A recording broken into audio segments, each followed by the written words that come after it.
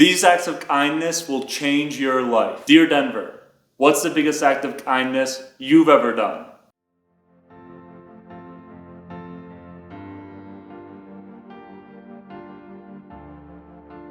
Finding Ethan, we were at a park with some family members and a gentleman lost his disabled son, and we were able to help locate him, and then we gave him a ride home, and it was really wholesome and sweet. The time that I went for a walk hand in hand around Denver for quite a while, probably about an hour, with a homeless man that I met outside of my car.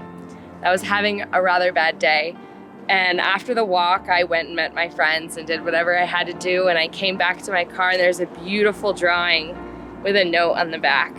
And it was just a beautiful experience. Mine was at a time where me and my mom weren't on good terms and talking. My sister had a suicide attempt and I lived in Boulder at the time. So my mom had kept calling me that day and I kept not picking up. And when I did eventually call her back, I learned about what had happened to my sister. So I left Boulder, drove all the way to Denver and stayed with her for like a whole week.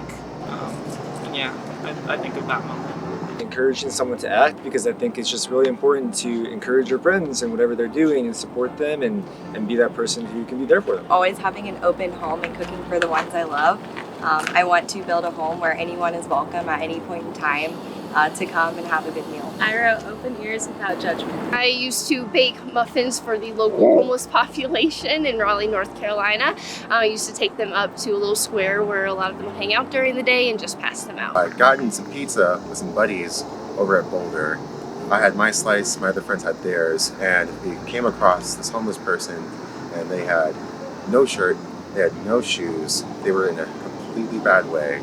And I ended up giving them my pizza slice and kind of said, well, I'm not gonna have any money, and all I had really was the food there. And hopefully, I really hope that person is still okay now. It just seemed like they were really going through it in like the hardest way at that time. Reaching out to old friends, I've had multiple friends have hard losses in their lives, and just reaching out to make sure that they've been okay. Rekindling old relationships that just the time and distance kind of fall away, but taking some active effort to really continue those connections with old friends. Giving quality time and undivided attention to people in my life. Teaching students that they're worthy. I teach high school students here in Denver, and I, more than anything, just want them to know how awesome they are, that they have an important story to share. Serving my local food bank by volunteering.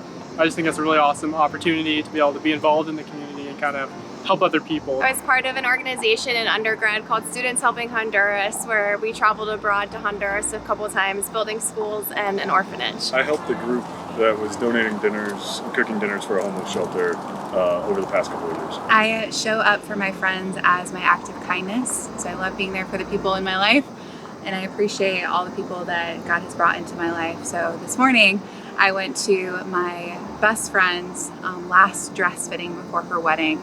So learned how to bustle the dress so that way on her wedding day I can be there for her and help her do that. Donating to 2 charities, both which support animals and biodiversity. Let's take care of our animals and planet. Listening and being supportive. And I say that because sometimes you just meet a stranger, and the greatest gift you can give that stranger is just taking the time to listen to them. Sometimes they don't have like another person to, share their truth with, and if you just take the time, that means so much and can make such a difference. So, and just supportive is just being a good human. I volunteered with the Special Olympics. Volunteering for after-school programs. I'm a veterinarian, and at Michigan State, where I went to vet school, we had an after-school program where we would go to low-income communities and try to educate kids and get them excited about sciences and education, and hopefully getting them to be veterinarians in the future too. So that was one of the most rewarding, but one of the more prominent acts of kindness I've done before. I donate clothes to the homeless.